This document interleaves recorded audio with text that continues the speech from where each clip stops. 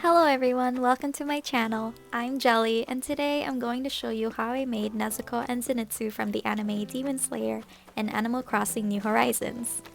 This is probably the most requested tutorial from you guys. Most of the requests I've received are either about Nezuko or Zenitsu. I considered uploading the tutorial for both characters separately, but I thought it would be really cute to show you Nezuko and Zenitsu together, and plus I enjoy Zenitsu's undying love for Nezuko. However, personally, and please don't hate me for this, I don't think the ship is canon, or maybe I just don't want it to be because I want Nezuko's embodiment of a strong, independent woman to last long. I do appreciate Zenitsu later on in the manga though, but I don't really approve of him for Nezuko, at least not yet. Anyways, before I stray further and further away from what you actually came for, I'll show you Zenitsu's outfit tutorial first, then Nezuko's. If you want to skip to Nezuko's outfit tutorial, there's a timestamp provided in the description down below. Alright, I believe that's it. So without further ado, let's get started! The design I'll be using for Zenitsu's and Nezuko's outfit is the robe option. So, like I've mentioned before, the first and most important step is to change and match our color palette with the character's outfit we are trying to replicate. Zenitsu has a yellow to orange gradient haori with white triangles that face upward on the front and back, and on the sleeves they face inward. I really wanted the colors to blend, so I used multiple shades of yellow and orange, as you can see. Zenitsu's haori has more shades of orange than yellow. I think 75% orange and 25% yellow, but for my design, I decided to make the colors 50-50 because I just prefer it that way. I'll be numbering the colors to make things easier to follow through with the tutorial and to distinguish which shades I'm using. For this tutorial, we'll be using 15 colors total.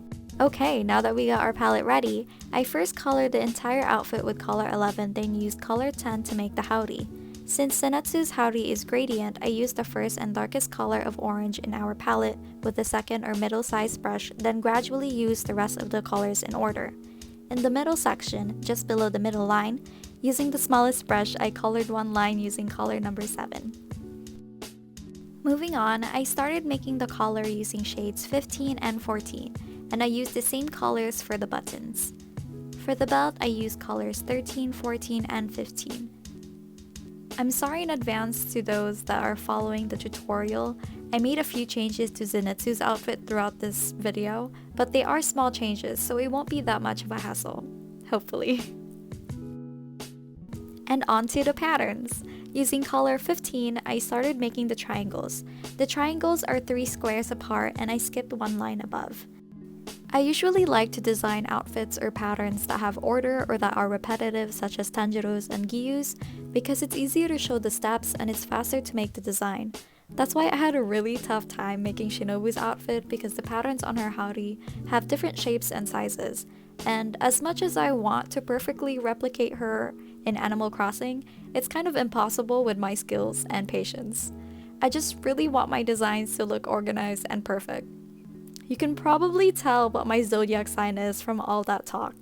And for the last triangle at the top, I decided to unfollow the pattern and put the last triangle where it's visible, because when you follow the pattern fully, the top triangle is at the edge where you can barely see it, and then there's another triangle that would blend with the collar. That's why I decided to do that. Okay, moving on to the back side. I used color 11 to match with the front and colored the entire haori with color 10. Then, I used the same coloring process by using the first color in our palette all the way to the 10th color.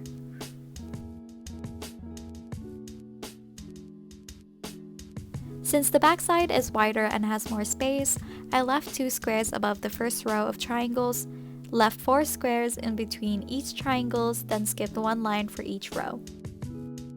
To be honest, I wasn't a big fan of Zenitsu at first because he's so thirsty for women, and he still is, but now he's just thirsty for one person, and that is Nezuko. But later on, I start to appreciate him more because he's really sweet and devoted to Nezuko. Zenitsu is a scaredy cat, but once Nezuko's life is on the line, he overcomes all his fears just to protect her, and that's what I love about him. Plus, I find his character really hilarious, and he's gifted, so I can see why a lot of people love Zenitsu so much. Okay, moving on to the sleeves. I used the same coloring process, then moved it a little to match with the front and back part of the haori. The triangles on Zenitsu's sleeves point randomly. Sometimes the triangles would face upward and sometimes they point to the left. For my design, I decided to make the triangles on the left sleeve point to the right side, while the triangles on the right sleeve face toward the left side to spice it up a little bit, you know? Also, each triangle on the sleeves is 4 squares apart, and each row of triangles has one line of space separating them so they won't blend in together. For the right sleeve, I did the same process. The only change I've made is that now the triangles are pointing to the left.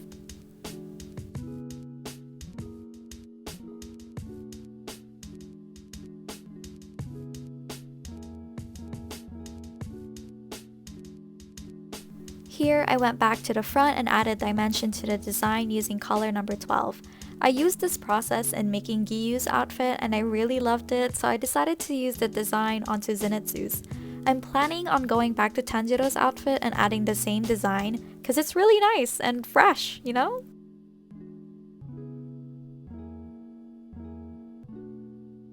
So I went back to the front again and made some changes to the outfit.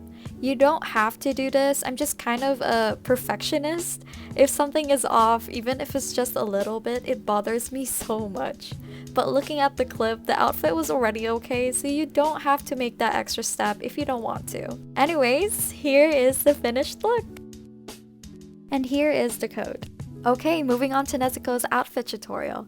As always, before we jump right into designing the outfit, we have to change our color palette and match it with the character's outfit we are trying to replicate. Nezuko's haori is plain dark brown, while her inner clothing, which is a kimono, is brownish grayish pink.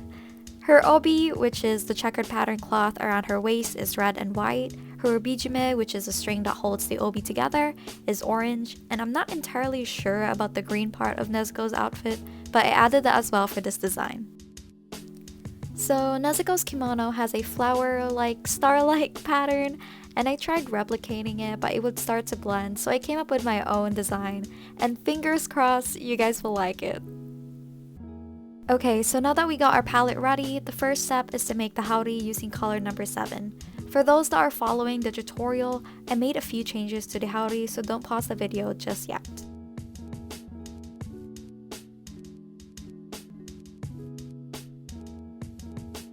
Okay, you can pause the video in 3, 2, 1. Moving on, I started making the collar using the first shade in our palette, then made a slanted line to make the outfit look like a kimono. Then I used colors 2 and 5 to give it dimension. And because I'm extra, I used the colors 4 and 5 in the little section on the left because I think shading is essential and it just completes the look. Next is Nezuko's obi and obijime or belt. I used colors 8 and 9 for the obijime, and for the obi, I used the colors 1, 2, 10, and 11. My knowledge about the kimono is very limited, so I'm not entirely sure what the green part of Nezuko's kimono is, but I used the colors 12 and 13. Moving on, I made another slanted line using the colors 1, 2, and 5, then outlined the bottom part of the outfit using colors 1 and 2.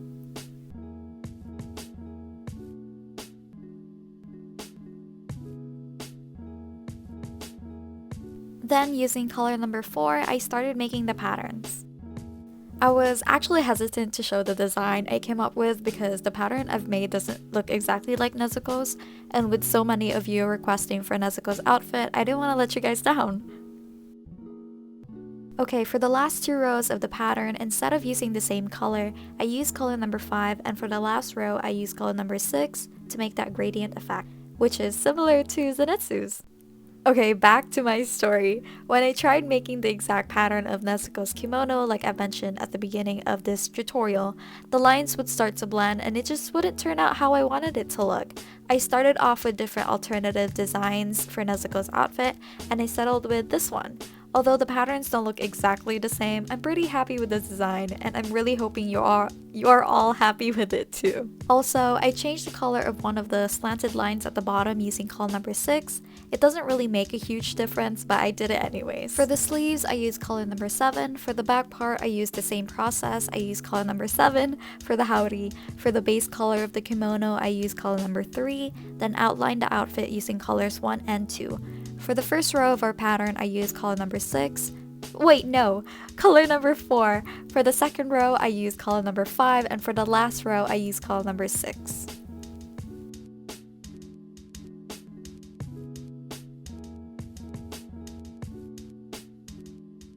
Ladies and gentlemen, here is the finished design. And here is the code. Now I'll show you a slideshow of our darling Nezuko and Zenitsu on a friendly date at the